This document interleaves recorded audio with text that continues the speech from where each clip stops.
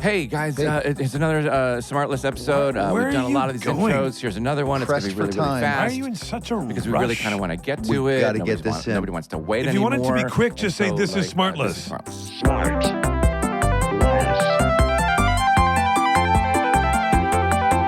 SmartLess.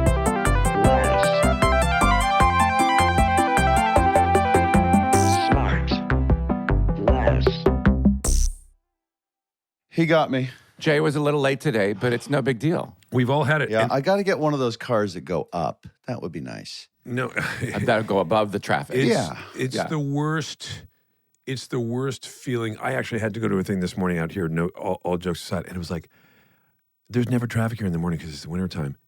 There was like, I couldn't. And it turned out there was a road closed On Long Island, you're talking about? On Long Island, I couldn't make this left turn, and at a certain point, I went like, oh, this is a joke. How am I ever going to make this turn? Did you have a daughter that got a flat tire on the way to school, and you had to double back and pick her up and No, is pull that what her into happened? Is that what happened? No. Yeah, I had to do 2 separate trips to 2 different schools. JB, just breathe. Just breathe. Yeah, yeah. Right now. And I'm all together. hopped up on coffee, so I know. already want to kill somebody. I know. No. Just breathe. We're all Just breathe. together. We're all together. We're all together. We're Do here. they make a non-violent caffeine? You mean violent to make you violent, or violent for your bowels? But yeah, both. You know, I actually have cut down on my amount of coffee before I play golf because I get too angry at bad shots, of wait a which I minute. make a lot of. No. Caffeine is supposed to make you like not angry. It's supposed to make you like energetic. No, it's not supposed to make you angry, but it gives you energy. And if you start to I feel, just had some. yeah, Well, he had a tea with sugar, so Yeah. it was a vessel for the sugar that he wanted. So do you have? What's the latest you'll have a cup of coffee now, Jay? In the day. right now. I've tried to go to a green tea caffeine stimulant in the afternoon because I feel like it's less intense. Yeah. What about a nice sleepy time tea at night? Sure. All right. Sure. I mean, Okay. do they make it in a gummy? They do. They do. They make a chamomile gummy. Well, from what I've heard, this it's out there. Yeah. Oh my God. Wait, do we have to? I'm going to take 1 minute to show you a picture that my sister got me. Wait 1 second.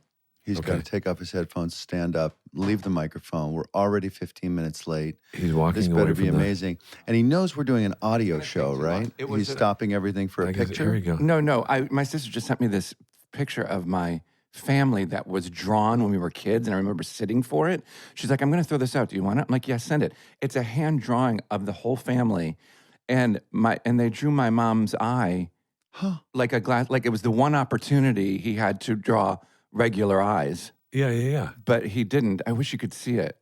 I'll What? show it to you next time. Oh, Where is it? It's in the closet here. okay. Anyway, who cares? It was really funny because it's like, No, we're definitely going to talk after this. but you think it's like the one opportunity somebody has to draw her two normal eyes, and he went ahead and made an effort to make sure that eye. Well, was, maybe for him as an artist, maybe it was important for him to be authentic His and- art, to be really representative, and you know what I mean, Sean. For Did the you ever $20 think about it cost. Did you ever think about the artist? How dare you? And maybe He's he an had some artist. baggage. Maybe he had some baggage with your Maybe mom. some- maybe. Yeah. Were they having a Maybe thing? he Is had there a some- chance? Maybe he was All right, a little look. pissed off at her. Okay, we're not going to make our guests wait any longer. Okay. So, guys, totally lost for words for this one. It's huge. If picking guests was a competition, which it's not, I feel like I might be the winner today. That's the written portion. Yeah. This is the written portion.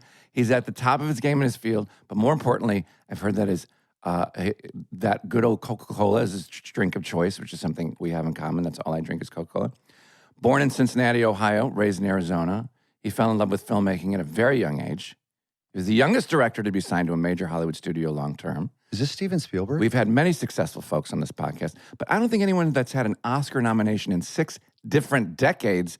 Scotty and I just saw his new film. We're obsessed. Guys, it's the GOAT, Mr. Steven Spielberg. Are you kidding me? I made Steven Spielberg wait 15 minutes? Yeah.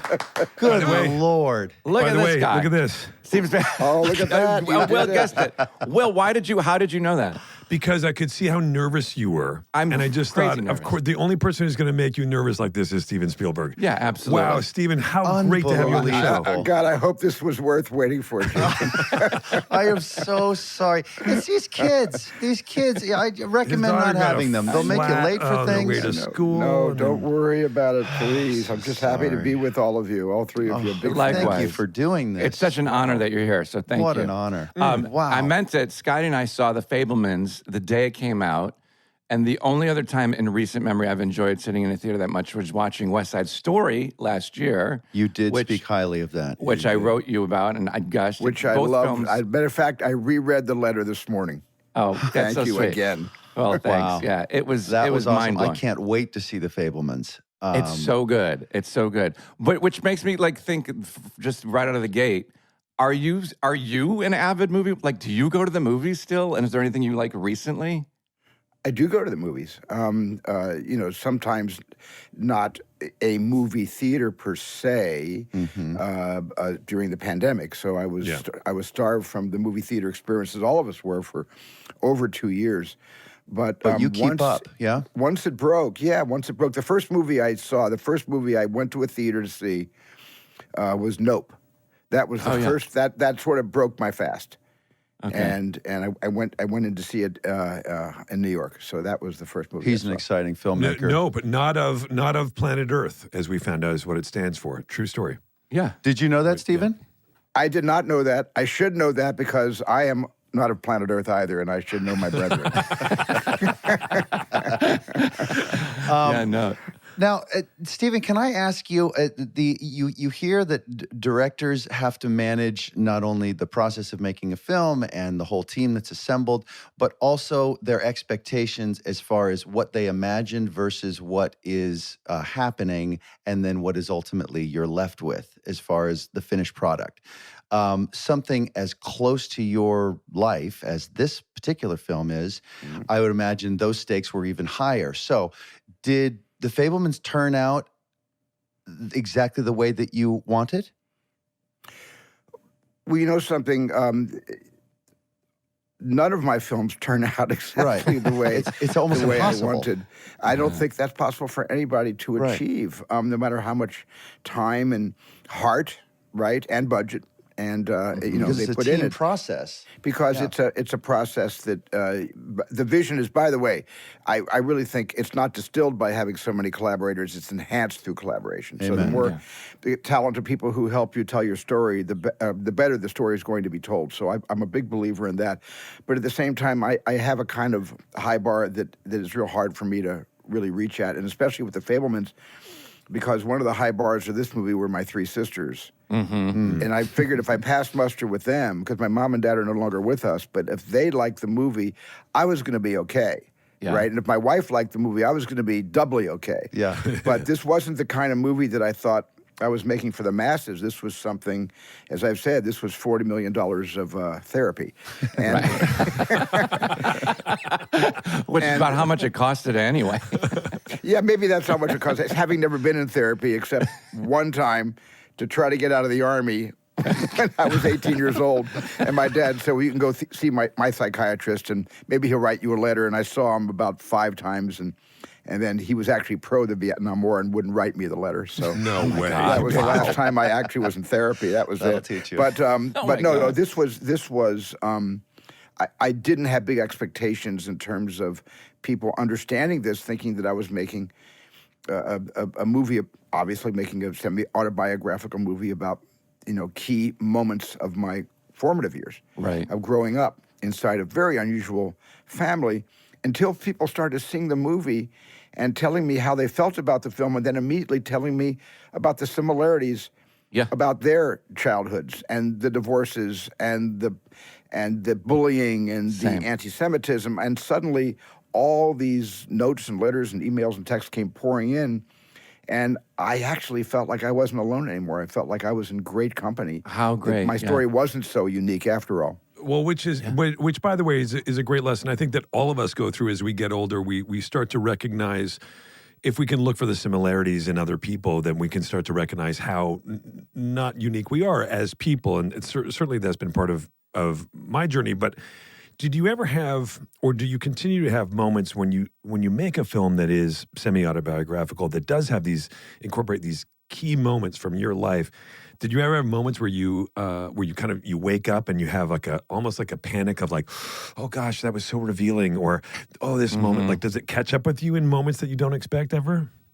I told the cast before we started shooting that I had gotten all my emotion out writing the script with Tony Kushner, and because Tony was like my therapist on this, and there were so many times that we were writing this and it would just be too hard, and then we'd step away, and I'd have to step away and come back, and Tony was brilliant with me, and so was Katie, my wife, and so I thought I got over the hardest part of telling the story in the telling of the story on paper, and then I said this to the cast, that I'm going to be fine. Don't worry about me. Just get to know the characters you're playing, and let's all do this together as a family. And then on the first day of shooting, literally the first day, and I had seen all the actors individually in hair and makeup, of course, but and Mark Bridges did great costumes on it, and so Mark said the cast is coming out, and so Michelle Williams and Paul Dano playing Bert and Mitzi, or Arnold and Leah, my parents. They came out, and I was talking to somebody else, and I guess they were standing behind me until I finished my conversation. And I turned around, and I looked at them together certainly as Bert and Mitzi, but really I turned around, and there was my mom and my dad. And That's I completely lost it after that whole preamble to the cast. I'm going to be fine. I'm strong. I got all my emotion out writing the script. I just totally lost it. And they immediately, Michelle ran to me, and she hugged me here, and Paul came behind me, and he hugged me there. Yeah. And it was the beginning of a beautiful 3 months of... Wow. Did you really, in the movie, little Sammy is filming his parents' divorce? Yes. Like when did that really happen? Did you have a camera filming your parents divorcing? Well, I wasn't. You're talking about the scene with the divorce. Yeah. The announcement of no. That was in Sammy's mind. That's happening in Sammy's mind. Okay. Sammy is going through something which we all went through, my sisters and I, that actually happened. My parents, they made an announcement. They announced they were separating and getting a divorce. Wow. So in my imagination, years later, telling the story, I imagine, wouldn't I need to get away from the trauma by putting a camera between myself and the event? So Sammy looks up, and reflected in the mirror, Sammy imagines himself with the camera up to his eyes filming the divorce. Right. That was Sammy's way of disassociation. Sean, when you saw that, sorry, just that you picked up on that, what kind of effect did it have on you? Because your parents got divorced. Did it resonate with you? Oh my God, I'm the only one in the theater that clapped. No, I'm kidding. When my dad left, we were like, hallelujah. No, it was very touching. For all the reasons you said, it really resonated with me on so many levels. The bullying, the divorce, the family interaction, like all of it. I was like, oh my God, that's me. But there's this beat at the very end of the movie, which I think is so clever, and everybody in the theater erupted with like knowing laughter. The very, very, very last shot, the thing that you do at the end, which I don't want to give away, is so clever. I loved it. But it's also one of those moments that you are known for, where you trust that comedy or levity that you're bringing to a moment is going to work and not be cheesy or undercut the importance of the scene. It's such a fine line. And every movie, even in Schindler's List, there was like one line that was just a little comical from, I think, Ben Kingsley or somebody. And it was, you always ride that line. And how do you trust that that's going to work?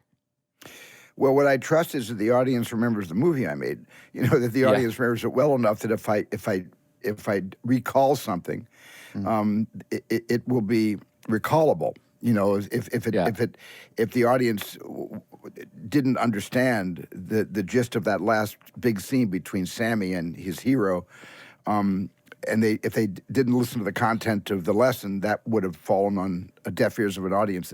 But when an audience pays attention, I just trust the audience follows everything. Yeah, and that they're going to understand that little coda was the point that I was trying to make, that I listened. The character of Sammy. Right. And that scene actually happened to me in real life. I met the master when I was like 16, 17 years old. And that word for word is to the best of my recollection, that word for word would happen. When he says, "Now get the fuck out of my office," I love that. That's exactly what he To said. little Steven Spielberg. So Steven, this obviously this story has been in your mind and with you since you were a kid, and I would imagine you've been revisiting the idea of doing this for a long time. What was it about? Last year, I guess, when you finally decided to do it? Was it just timing of other projects kind of not yet fully ready, or what was it? No, it was interesting. It was the COVID pandemic. It was sitting idle for a couple of years. It was not going into the office, and directing is a social disease. And writing is something that's kind of like when writers write or artists paint. It's something that you can do from home. So all my writer friends kept working throughout the entire pandemic. I'm essentially a director. I'm also a writer-director, but I identify as a director. And it was social starvation, not being able to go into the office, not being able to sit around at a writer's room with all the writers in person. Zoom wasn't quite working for me.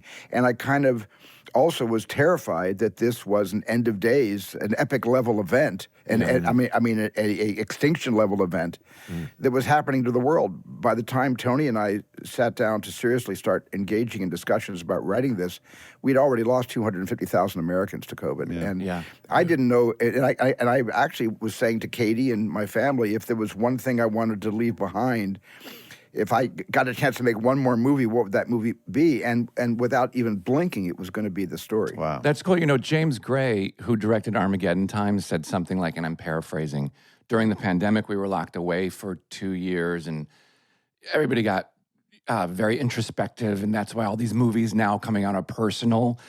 And he said, but I think it's because we think it's all over. We think this is always our last movie we're ever going to make, and that's why they're making these. What are your thoughts about that? I've never had that feeling until now, until the pandemic, because I was seeing that. Look, like all of us, I was riveted to the Fauci reports. I was riveted at the time to what all the anchors were saying on the different news outlets and all the experts that were coming out, and the denial from that White House that this wasn't so bad. It was just like a passing flu epidemic. Yeah. And I really thought that between the denial and between the battle between politics and science, that we were not heading in a good direction. Right. And that this was not going to end well for many of us. And that just got me thinking about, telling a story that has been on my mind. Jason, it's been on my mind all my life. I've thought about this.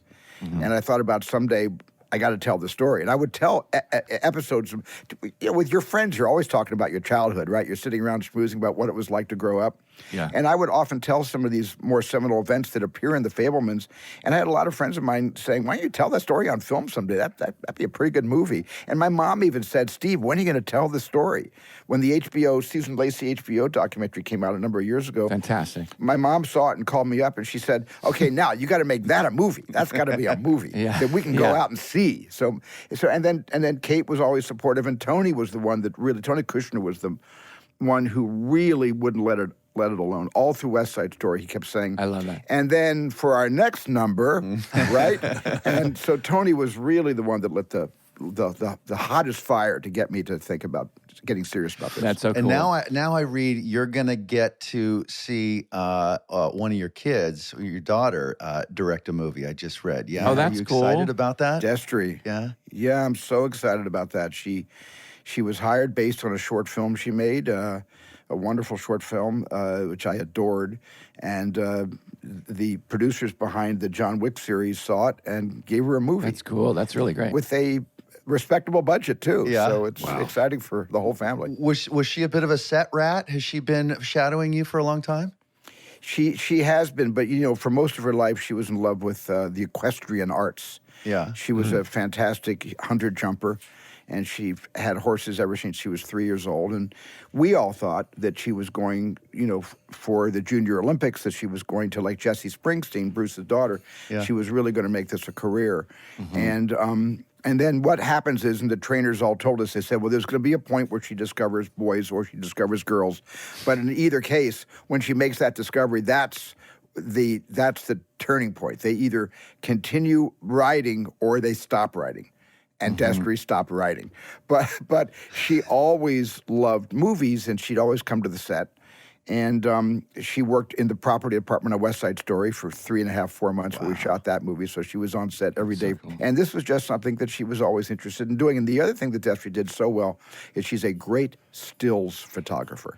And her compositions and her use of black and white. So I thought she might be the only kid that follows sort of in my directing footsteps, although all my kids are in one fashion or another in the arts. That's great. I love that. That's cool. And now, a word from our sponsor. Thank you, Rocket Money, for your support. Listener, do you know how much your subscriptions really cost? Most Americans think they spend about $80 a month on subscriptions when the actual total is closer to $200 plus. That's right. You could be wasting hundreds of dollars each month on subscriptions you don't even know about. There is this app we're very excited about that takes care of all of that for you. And it's called, I said it earlier, Rocket Money. They're formerly known as Truebill, but Rocket Money is just so much more fun to say, right? This app shows you all your subscriptions in one place, and then it cancels for you whatever you don't still want. Rocket Money can even find subscriptions you didn't even know you were paying for. You may even find out that you were double charged for a subscription. It takes care of so much. To cancel a subscription, all you have to do is press cancel. And Rocket Money is going to take care of the rest. Let's get rid of all the useless subscriptions with Rocket Money right now. Let's go to rocketmoney.com/smartless. Seriously, it could save you hundreds of dollars per year. That's rocketmoney.com/smartless. Cancel your unnecessary subscriptions right now at rocketmoney.com/smartless. I'm not going to say it again. SmartLess is supported by ZipRecruiter. Hey guys, everybody does a New Year's resolution, right? I don't do a New Year's resolution. I do a resolution for the whole year. I do a resolution all the time. I do one every day. I do one every other month. I'm on a resolution now. Anyway, I'm getting a personal trainer, and I'm going to stick to a workout, and it's going to be my resolution for the year. It's hard to find people who are so good at what they do, isn't it? It's like if you're hiring, how can you find the best people for all the different roles on your team? Easy, ZipRecruiter. And right now you can try it for free at ZipRecruiter.com/smartless. ZipRecruiter uses its powerful matching technology to find the right candidates for your job. See a candidate who would be perfect for your job? ZipRecruiter makes it easy to send them a personal invite so they're more likely to apply. Let ZipRecruiter help you find the best people for all your roles. 4 out of 5 employers who post on ZipRecruiter get a quality candidate within the first day. See for yourself. Go to this exclusive web address to try ZipRecruiter for free. ZipRecruiter.com/smartless. Again, that's ZipRecruiter.com/SmartLess.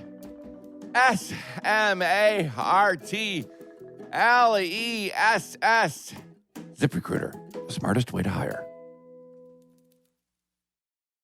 All right, back to the show. I want to fan out and ask you about every single movie you've ever made in your entire life. Okay, fan out. Fan away there. Well, Sean, by the way, away. before you do that, I was going to say, Steven, it's so... We've had the honor of when through the course of doing this podcast of talking to people who have done things that have that are really part of our culture or cultural fabric, just woven right in there. And certainly you're right at the top of that list. Your films for many, many years have been like, when people look back on their lives, these are touchstone films. These are films that represent different eras in people's lives. And for you, they have a representation too, but everybody has their own interpretation because they watch it at whatever age and whatever they were going through. And I can go back and think through all your films.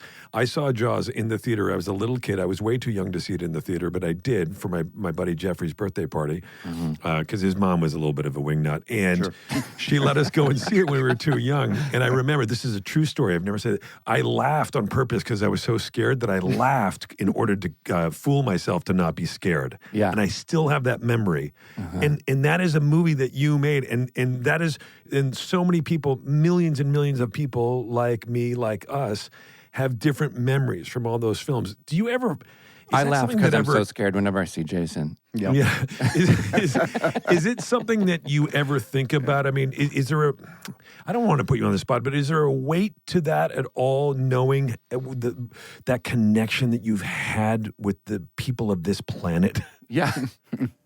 Well, I can only turn around and sort of pay it forward by paying it back by saying when I saw Lawrence of Arabia for the first time when I was like 16 years old in Phoenix, Arizona at the Capri Theater with those rocking seats with everybody smoking around you in the loge smoking section, you'll recall.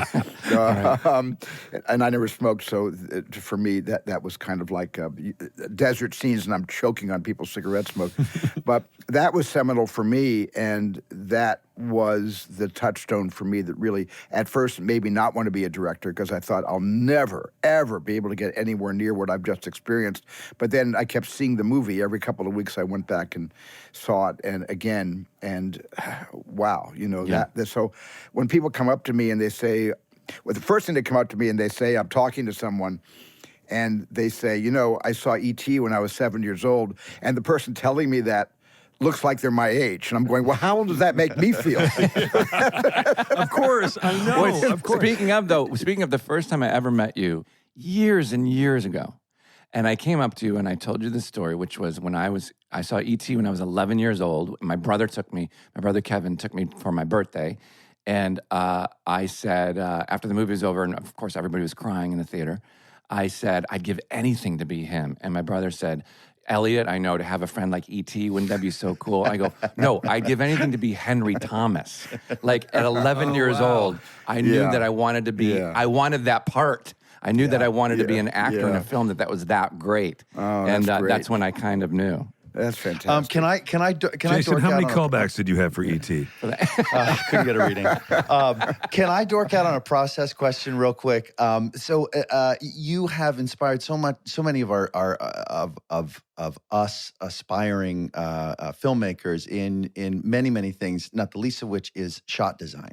And so I have a question about that. You're clearly, these things, these shots are designed sometimes so specifically to augment what the scene is trying to say. So that whole sort of visual presentation on the idea of the scene, that's obviously been designed by you before actors get on set and before you have discovered where everyone's going to walk and talk. What can you say to a young filmmaker when they've got some great shot design and you get on the set and the actor says, well, no, I don't think I would sit in that chair. I think I'd be standing over here against this wall, which destroys your shot design and therefore might not have the same visual kind of support for what the scene's trying to say. What do you say to that actor? I mean, I imagine you don't have that problem nowadays with an uppity actor, but how do you manage that sort of that creative collaboration and negotiation? They're fired. Immediately fired. Well, that happened to me in television when I was first starting in TV in the late 60s and early 70s. And when I met this actor, he had wanted to be a director. He was much older than me, and he never had a chance to direct. And he was starring in this TV movie I was making, and he wouldn't do anything I told him at all. And he wouldn't do a single thing I told him. And I finally, on the last shot, it happened to be a conference room, and he was supposed to give a speech, and he was supposed to exit at the end of the scene out a door that wasn't really a door. It was a teeny little space. It was maybe only 3 feet deep. And he was going to open the door, go in, and close it, and I was supposed to say cut. And by that time, I was at the end of my rope, and he was a professional. And so when I said action, he played the scene, and then he'd made his exit. He went into that little closet and closed the door. And I turned to the table of other actors, and I said, okay, start improvising. And I made them talk and improvise for 8 minutes while he stood in the closet for 8 minutes. And then when I finally said, cut the door open, I was expecting to get punched out in front of the whole crew. And he walked right by me, didn't look at me, and he apparently left the soundstage, got in his car, and went home. And that was the last I saw of him. That's so that's a great. win. But- I would love to know who that is. I was going to ask you too. I think you're known as one of the great stagers of directors. Your staging is beyond. I don't think anybody's ever staged the way you do. Is that something that you learned, or is that something that you just innately knew? Like it's just because I think that it's kind of that the art of that is just, I don't think it's talked about enough in filmmaking.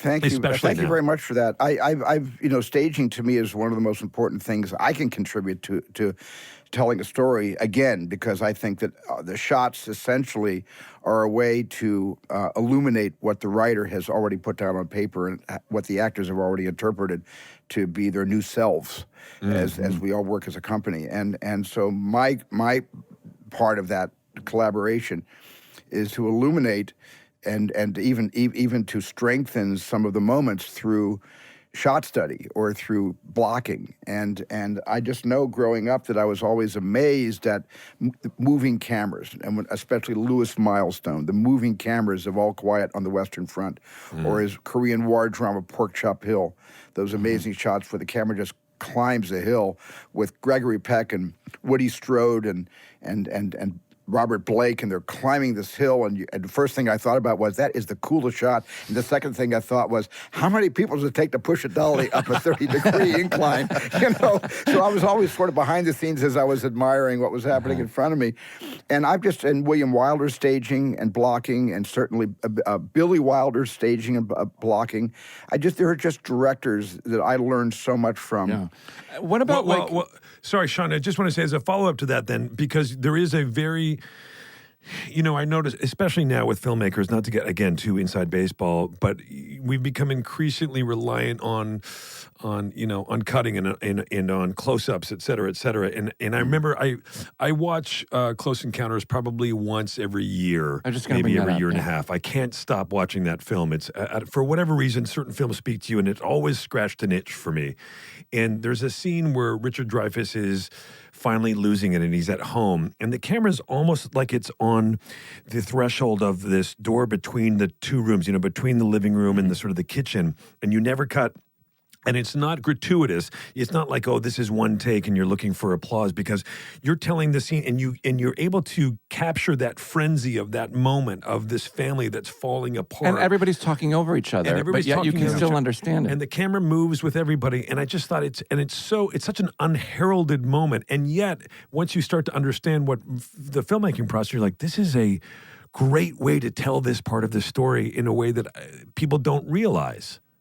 And I think, and thank you, and I think that particular moment is something that did not come out of storyboarding or was not on a shot list. Part of what inspires me to figure out how to frame or how to travel in terms of blocking the actors is, getting everybody on stage and letting them do what comes naturally to them. If they get to know their characters well enough, they're going to know whether they should be sitting, standing, kneeling, or turning. And there's an intuitive trust I have in the intuitive ability of an actor, a really fine actor, and even a real fine intuitive actor that might just be starting out in movies or television, that they bring things to the table. And I'll just let them block themselves, meaning just move around. And usually, in terms of safety, when I say, let's just run the lines, the actors pretty much stand and deliver. They stand looking at each other, and they have their scripts open if they're still on book. And they'll just start doing the dialogue. And sometimes actors will start just traveling. They'll just start wandering around, and it'll give me an idea. Yeah. And I won't even say, why did you walk to the refrigerator and open it? I won't even ask that. I'll say, oh, that's great. Because it just seems to be an honest, it's like theater. Yeah. And Mike Nichols is one of my favorite directors, and so is Elia Kazan. And you look at their blocking. Look at Nichols' blocking in Carnal Knowledge and in The Graduate. And also, especially, maybe the best blocking Nichols ever did was his first movie, Who's Afraid of Virginia Woolf? And then you look at the blocking that Kazan did with Streetcar Named Desire. Yeah. And you got to wonder, was that blocking, those brilliant blocking choices, not made in collaboration with the actors who put ideas in Kazan and Nichols' head? And that's the kind of collaboration that happens in theater, as you know from your experience on stage. That's so cool. Yeah, I love that. So, like I said, I could go through every single movie you ever made. It's just the effect that you and your film has had on me, and like Will said, billions of people, is just unbelievable. But I want to talk about, I could ask you 1,000 questions about Jaws, but you're probably so sick of talking about that. By the way, is it true that the word blockbuster came from Jaws? I don't know. I don't know where the word blockbuster came from. It's true. Is it true? It's true. Yes. So, yes. Yeah, sure. Because the line was around the block. So, but Indiana Jones. But it was also around the block for The Greatest Show on Earth by C.B. DeMille, and also around the block for Gone with the Wind. Yeah. Everybody thinks that Jaws was the first blockbuster, and Jaws was by far not the first blockbuster. Yeah, but I know somebody coined that phrase, I think, for that movie, but I don't know. Take it, Steven. Take it. I'll take it. Thank you. By the way, before I get into those and then George took it from me a couple years later. Yeah. For what? For We what? used to take from each other in the old days. Well, speaking of George, how did you meet George? And I want to go back to all those others, but how did you meet George? And two parts about Indiana Jones. How did you meet George? And then also casting Harrison Ford on the heels of Star Wars and Empire Strikes Back. Wasn't there like a concern about the audience buying him as anything other than Han Solo? Like, Yeah. How did that come about? Well, in quick succession, I met George through a writer friend of mine, Matthew Robbins, and he suggested I go to, I was at Long Beach State College, and he said there's a contest between UCLA film students and USC film students happening at Royce Hall at UCLA. And so I went to the contest, to the competition, and THX 1138 played and won everything. Of course. Just won all the awards. Loved it. And so I went backstage, and I had met Francis Coppola a couple of times, and Francis and Matthew Robbins introduced me to George. So we met backstage when he had just won. He had just beat UCLA. USC beat UCLA, not just in basketball and football, but in movies. And that was a good deal for them and for me to beat George for the first time. And then, George and I became fast friends. And when Star Wars was coming out, I've told the story before, but when Star Wars was about to come out, George liked to run to Hawaii and hide from bad news. Yeah. He was very much like me. If we're going to get bad news, let's get bad news in Hawaii. Let's not get bad news in Encino, Yeah. That's a good idea. That's a good idea. Yeah, so that's a good idea. there's nothing wrong with Encino, by the way, but better to have bad news in Hawaii. And so we went to Hawaii. George inaugurated this thing about building lucky sandcastles, and you build it close to the high tide mark. And then if the sandcastle the next morning is no longer there, the ocean wiped it out, your film will be a flop. And if the castle still is there, the film's going to be a hit. So we built the sandcastle just as the sun was going down. The next morning, we ran down to the beach, and it was intact. And about, a couple hours later, he found out on a telephone call that every single 10:30 a.m. show of Star Wars was sold out across the entire nation. Wow. So this is before tracking. Yeah. This is before tracking. And so that's when George, in his euphoria, asked me what I wanted to do next. And I said, well, I want to do a James Bond film, but Cubby Broccoli won't hire me. I've asked him twice. Even after Jaws, he wouldn't hire me. Wow. And George says, well, I got that beat. I got something called Raiders of the Lost Ark. You should do that instead. And that's how I got involved in that. And the Harrison story is very simple. George asked me to come up and look at a cut of Empire Strikes Back, and we were still casting for Indy. And I just said to him, what about that guy for Indiana Jones? And George said, well, that's Han Solo. And I said, yeah, but he's an actor. He can play more than Han Solo. John Wayne was in 57 Westerns playing different characters as John Wayne. Right. And George started taking it seriously, so we sent the script to Harrison, and he loved it and said yes. I love that. You mentioned that you went and you saw a cut of Empire Strikes Back.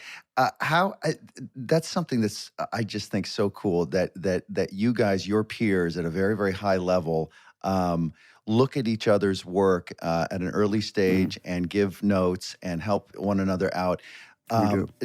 How is that still very, very frequent for you? And I imagine that group changes a little bit every once in a while.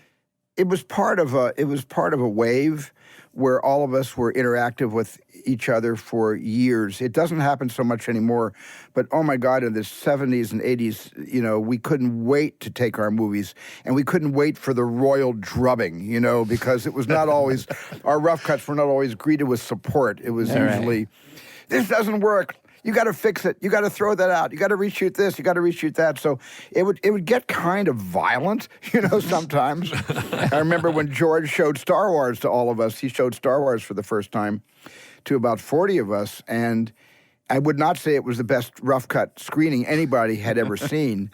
And I'm not saying that I was prescient or anything, but I was the only person in the room that said, "This is great. It's going to make a ton of money." And we went to a Chinese restaurant, and everybody just started coming down on the film. It didn't make sense. You know, who are these guys? Who are the guys that look like Nazis, but they're all in white? You know, all this is stormtroopers. Yeah. And it was not what, and there were no special effects in it. You have to understand it was all blue screen. It was like bang, bang. There was and nothing. like, Every time there was Star Wars, when Star Wars were happening, George cut to black and white gun camera footage of P-51s and Stuka's dive bombing things. Right. So you went from color with blue screen to black and white stock footage from World War And II. you were probably, what were you like? You're like, this is good luck, George. I thought it was great. I actually, the only people that flipped out for it was me and the head of the studio, Alan Ladd Jr., who had financed the film at Fox. For sure. And Laddie and I, we thought it was going to be great. I have a quick question from Scotty here, who's, you know, in love with you like I am, like anybody else. He says, first of all, he can sing every single word in Mandarin from Anything Goes from Indiana Jones and the Temple of Doom. For real. He memorized the whole thing in Mandarin. Well, my wife doesn't remember. I keep asking Kate to sing it for me, and she says, I forgot the Mandarin. Yeah, no, he'll remind you. And if by some, this is a real question, if by some miracle, this is from Scotty, you happen to be home with Kate watching TV and you're scrolling for something to watch, what is the movie you will always stop and watch, even with commercials? Doctor Zhivago, because it's kind of the film we sort of fell in love with together. Oh, that's nice. That's cool. Yeah. Good question, Scotty. Can I ask you about, there's a shot in Empire of the Sun, which, thank you for discovering Christian Bale. Where I think it's that spot when he runs up on the roof and, I forget what he says about the jet going over. P-51's Cadillac of the sky. And I think the camera stops its pan, and in the deep, deep distance, there's a parachute coming down in the background. It might be that shot, it might be a different one. But I always thought, my God, it'd be so easy to make that incredible shot without that parachute. The fact that it must be very difficult to drop a World War, what was it, a parachute? World War II. Two parachute, and get it in the frame and the composition of that. Right. How difficult was that to do, and how ambitious to say, no, that's what we're doing today, and it's going to take a whole day to do an eighth.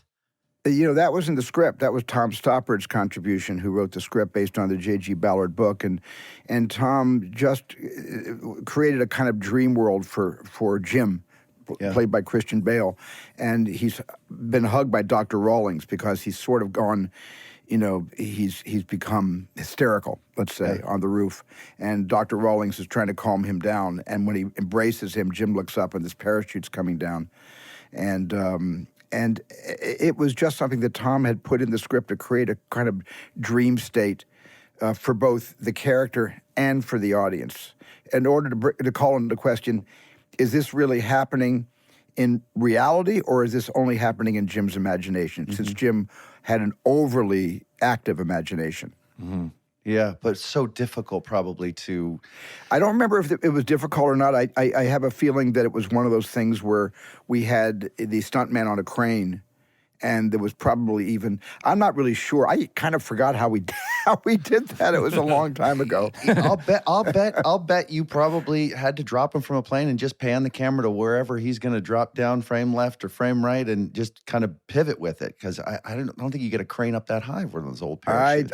I'm not sure. It might have been actually just we might have cheated the shot also and lowered the roof or something. But I'm sure we didn't drop him from a crane from an airplane, because everybody would just been panic stricken, hoping his chute would open. Right. That's what I mean. It was like the shot was just amazing. Anyway. So I think it was early 90s. I can't remember, 92 or 93 or something. One of many, but one of your most impressive years in your career, both Jurassic Park and Schindler's List came out in the same year. And Jurassic Park was the highest grossing movie ever at that time. And did you have any, they're so contrasting films, obviously. Was that wasn't by design? Was that just by accident? Did you know when you were making either film they'd come out the same year and be as successful, and when they're both so different? It was interesting because I was very much working only on Jurassic Park. In the editing room, I had finished my cut. What was left was the mixing and the color correction, but we had the release planned already. And I've been working with Steve Zalian on the Schindler's List script for quite a while, and we went to Poland together And we went to Auschwitz, Steve and I, and we went to all the actual locations. Saw the apartment Oskar Schindler had taken over from a Jewish family in Krakow. We went to the site of the Plaszow forced labor internment camp. We went to all of these places, and then we both got inspired. And Steve had already written like 115-page draft, and I kept saying to Steve, "This has got to be like 170 pages. I mean, let's just go for it." And when he came back, he had written this extraordinary draft after several months later, and I read it right in the middle of post-production on Jurassic Park, and something seized me, and all I knew was I had to do the movie now. I couldn't wait for another winter. Winter was about to come up. I needed winter for Schindler's List, and I kind of put the Schindler production onto a fast track in terms of having to cast it and having to location scout. And I went to George Lucas and I said, "George, I need a huge favor from you.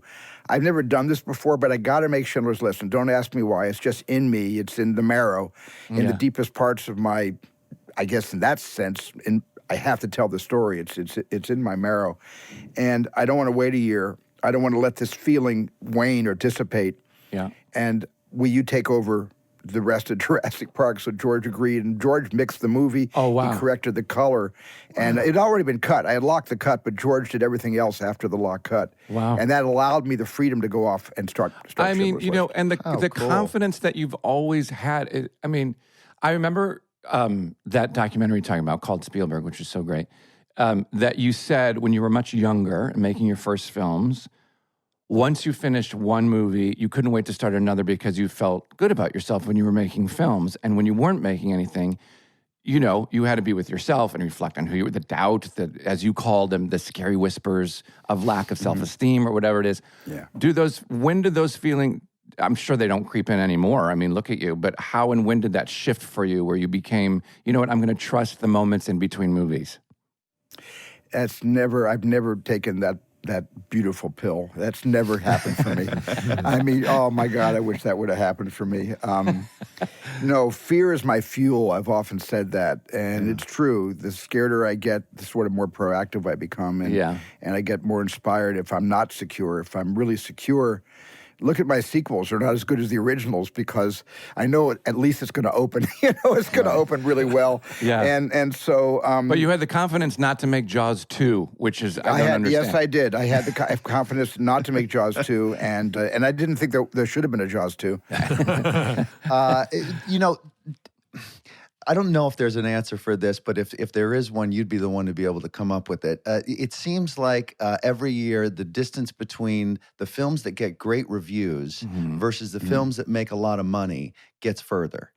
And you have seamlessly been able to marry both commercial viability and artistic accolades in every film that you do. It's just, it's an incredible accomplishment.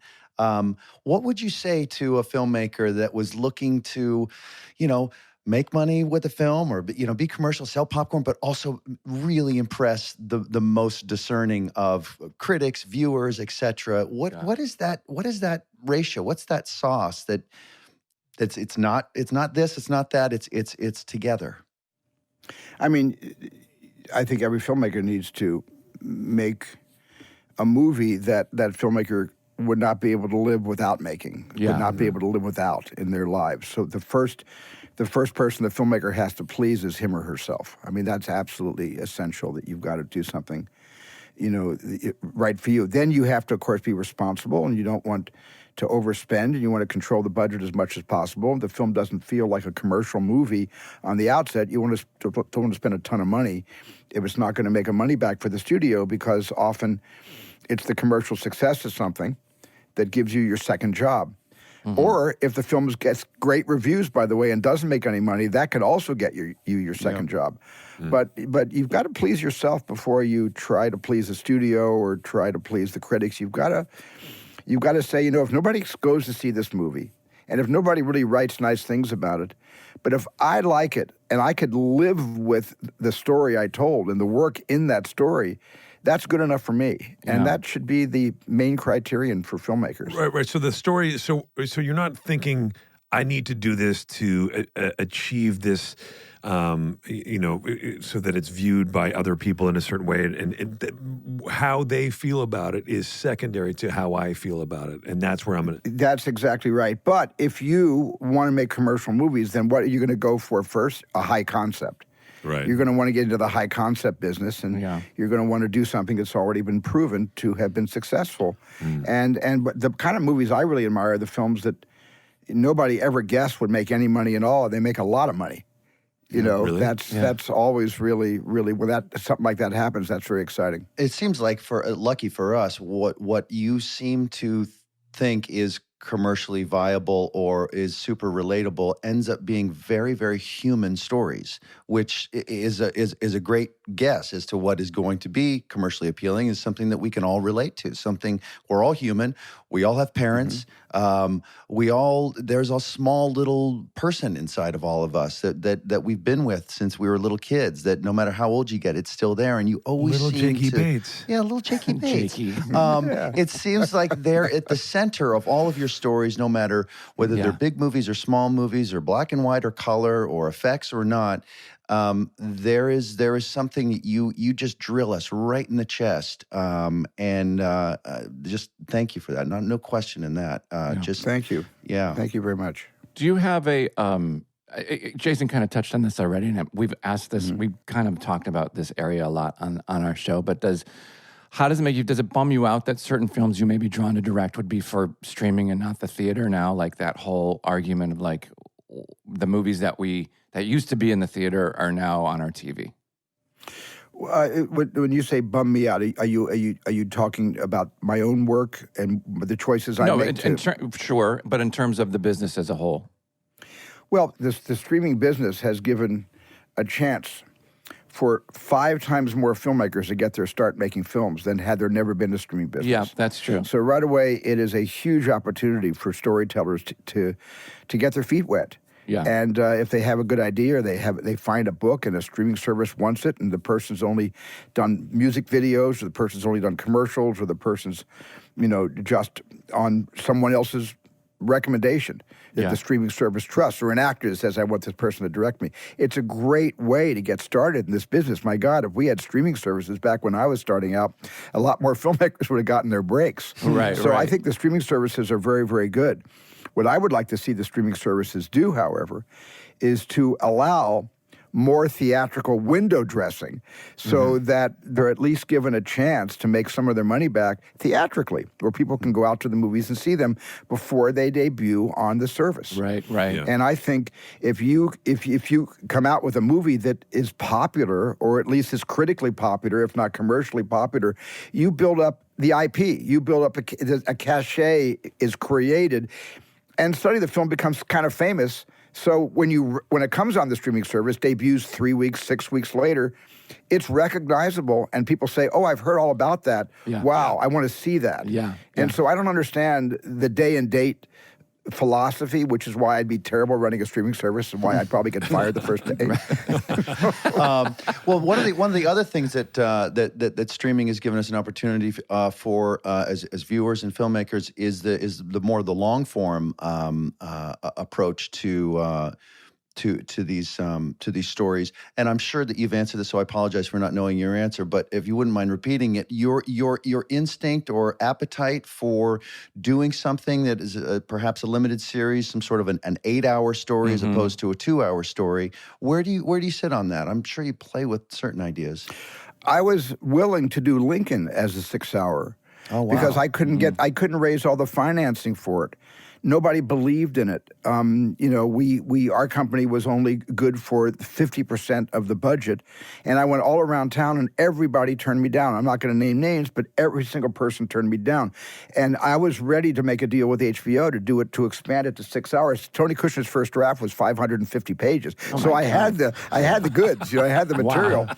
I don't know if I could have talked Daniel Day-Lewis into doing 5 of 6 hours, but I was on the brink of that, and the person that came in at the 11th hour and sort of saved it for the movie screen was Tom Rothman, over at 20th yeah. Century Fox. Yeah. Wow. And he read the script, and he put up the other half of the money, and that's why the film became a feature film. Wow, that's pretty cool. Do you have an appetite at But all? I would have, but I'm not. I do have an appetite for long form, and I someday will direct a long form series. I mean, if somebody had brought me Mayor of Easttown, I would have done that. Yeah, that was great. a beautifully directed I love story. that. Great. Let me get an email address on you real quick. I got something I want to say. Hey, Steven, what is the so the Fabelmans is the movie that you always wanted to make. It's the story. Is there another story out there? Is there another thing out there that you're like, nobody will ever make it, or this is improbable, or like, but it's something that's always kind of, I don't know, maybe something you read years ago that you've always like, God, maybe there's a world where I could make that. Is there one out there?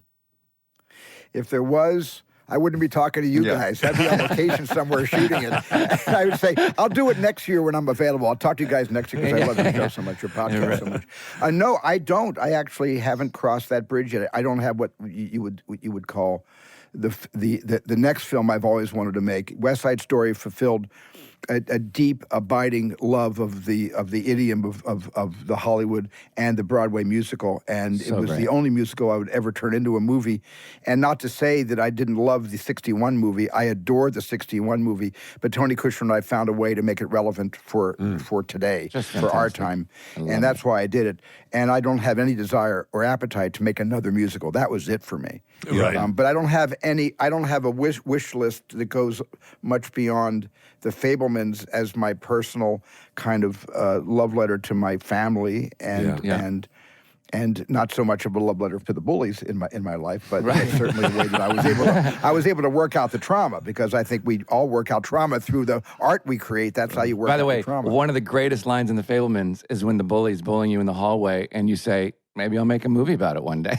And it's like, we're watching that movie. It was so cool. Well, you mentioned West Side Story, and can I ask you about the choreography in that? Was just so exciting, Incredible. Incredible. Not only just the dancing and the actual design of the choreography, but the way in which you guys shot that.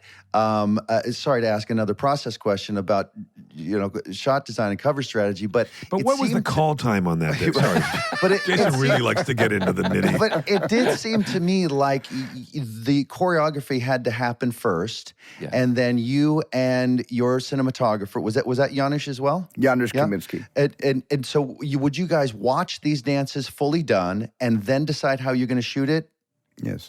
I would watch the dances fully done. The first thing I did was I storyboarded the choreography. So I sat down just with a pencil, and I sat with Justin Peck, and No paper?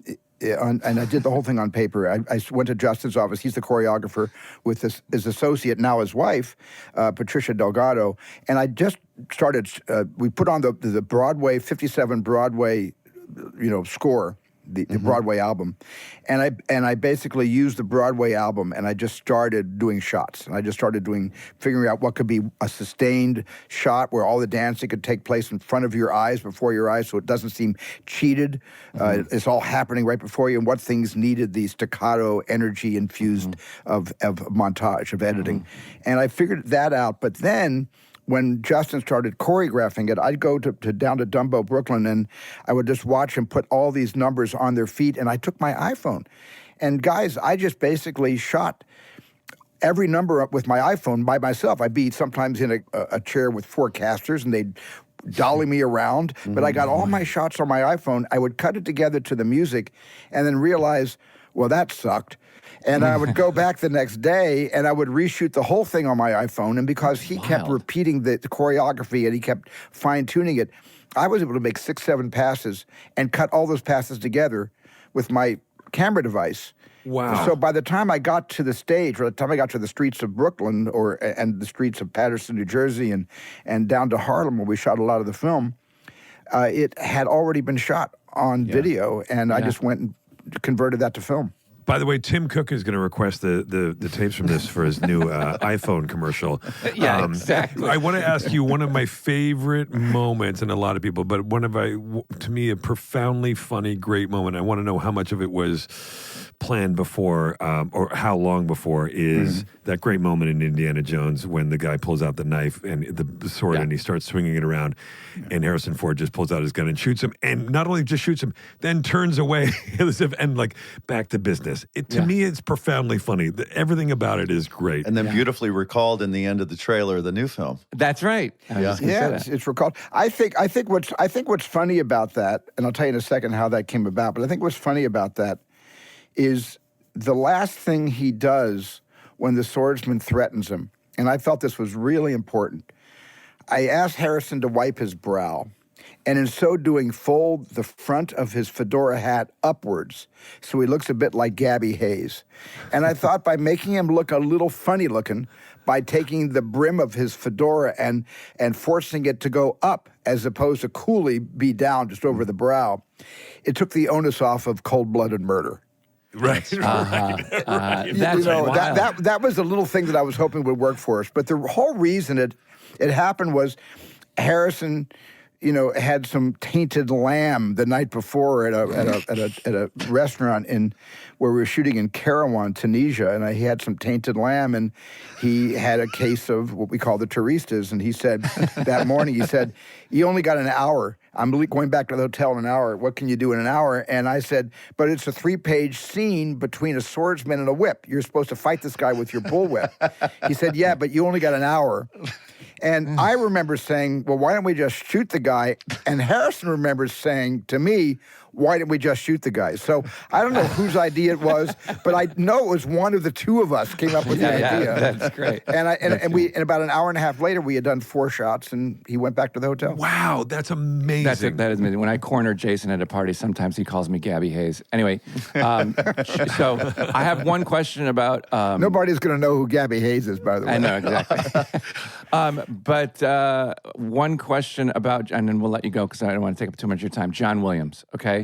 So John Williams, been nominated for 52 Academy Awards. Good Lord. For all of his scores. It's unbelievable. It's like, but The Fabelmans was That's more than Campbell Soup makes soup. Yeah.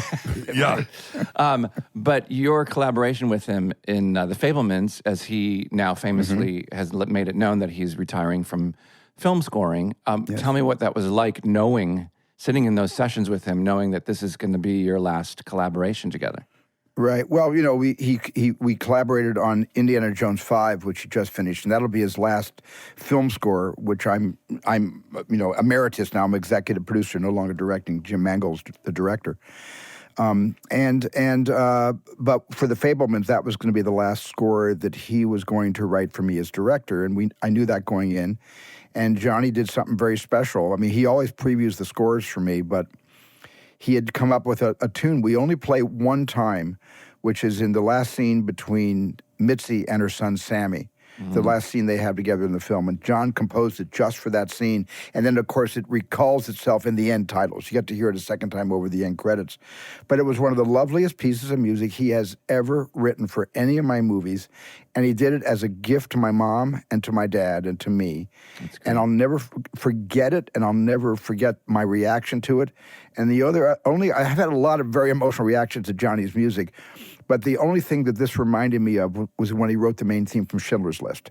Yeah. And how deeply moved I was. And then it happened again less than a year ago when he previewed the score on the piano. Yeah, it's one of the greatest collaborations ever, you two, for how many movies. It's just incredible. It's the greatest collaboration I've ever had in my career, ever. Wow. Yeah, it's incredible. Which is saying a lot. Yeah, It is. I've had a lot of great collaborations, but that one takes the cake. Yeah. Well, we haven't worked together yet, but that's okay.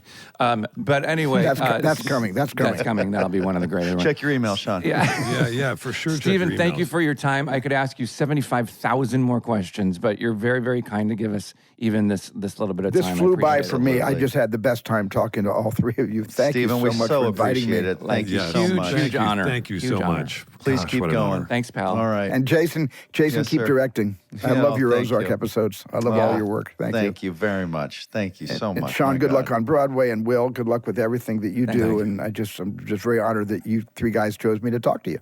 Yeah, That's so thanks, sweet. pal. Thank you Thank so you, much. Steven, very much. Have a great day. You too. Thank you. Bye. Yeah, who wants to start crying first? Sean? I did just a little bit already. I did just. mean- I will say this to one of the.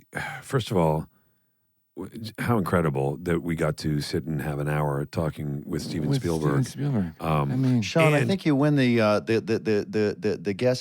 guest grab of the year. Was he on your guys' list too? Well, Yeah, but I mean, would he's on never a- dream of pitching him as like, He hey, was on let's like a call Mount Steven. Rushmore Yeah. of guests that I was like, Yeah. you know. Here's the other thing I can mention, and I want to say this is that when we were finished interviewing him, and we can cut this if we want, but we were able to talk to him for a few minutes after when we stopped rolling for a second. Yeah. And he said goodbye to us, and to have that moment of which we don't generally have with people. Never, by the way. And I've never had a guest stay And on for 20 minutes We afterwards. cut for a second, and we started talking to him, and he made he made a point to go around and ask each one of us what was going on and how I know, and like blah, blah, blah. And personalized. So very- kind. Yeah, and very kind and generous of spirit, and really a sweet guy. And Yeah, interaction he's with got him is that. amazing. I mean, he's got that thing that not a lot of people have, where he checks a lot of boxes just in this business of being an incredibly talented man, a personable guy, a Yeah. people person. Like social skills are incredible. Yeah. Like he and the talent. Jason, like write this down because these are storyboard. stuff you should strive for. I'm looking up these terms as you wanna- he's saying them. I know you're he's like a people person. Oh, that would looking up require us each- going around people. You have to be around other people, Jay. He does seem, incredibly generous with the presence that he seems to be aware that he has with folks, and he's Yeah, not well, he- doesn't yeah, take of that for course. granted. And he was really generous with us, and as you said, Will, made it a point to make sure that he just said, "Hey, how are things going on in your life?" And that how Yeah. important that would be to someone like us. And Jason, you said it too. It's hard for him to ignore who he is. He knows who he is and where he fits within the sort of the, certainly, like I said to him on the show, culturally, the impact that he has had. And the other thing is, like I said, he was very generous. I told him the story of, and you guys know this, when we were shooting Blades of Glory, and we made it for DreamWorks, and he had seen the first dailies, and I was coming out of SNL it was Sudeikis and Will Forte, and we were talking after SNL, and this was like 2006, I guess, and the winter of 2006. And we're standing there waiting to go to the after party. And Steven Spielberg walks into our little crew of guys. We're talking, waiting to get in the cars to go to the after party. And he goes, "Hey, Will, Steven Spielberg, I just want to say I've seen the dailies of Blades of Glory, and you're doing such a terrific job." And then disappeared into the night, got into a car, and drove away. And I remember Sudeikis and Forte being like, "What the fuck, man? What, like, did that just happen?" And it was and he didn't need to do that. Right. He didn't need to go out of his way. He knows who he is. He understands the impact. For me as a performer, as a thing, it was mind blowing. Yeah. I was, So kind. he lifted me up. And I think that that's what he does. He lifts people up. Yeah. And when you live your life in the service of lifting other people up, you get to, it Real lifts your own leadership spirit. stuff. Yeah, it's incredible, man. Incredible. If you have like a light bulb to change or a picture to hang, you have to lift people up. I think that you're going a little, you know what you Literal. are? You know what, Sean? Yeah. I don't mind it, but that's a little, buy the book. Buy the book. Bye. Well done.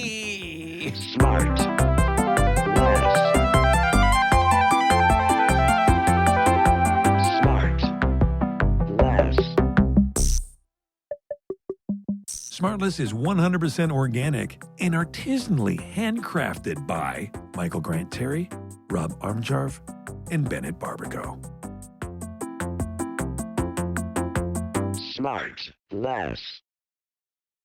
Our next episode will be out in a week wherever you listen to podcasts, or you can listen to it right now early on Amazon Music, or early and ad-free by subscribing to Wondery Plus in Apple Podcasts or the Wondery app.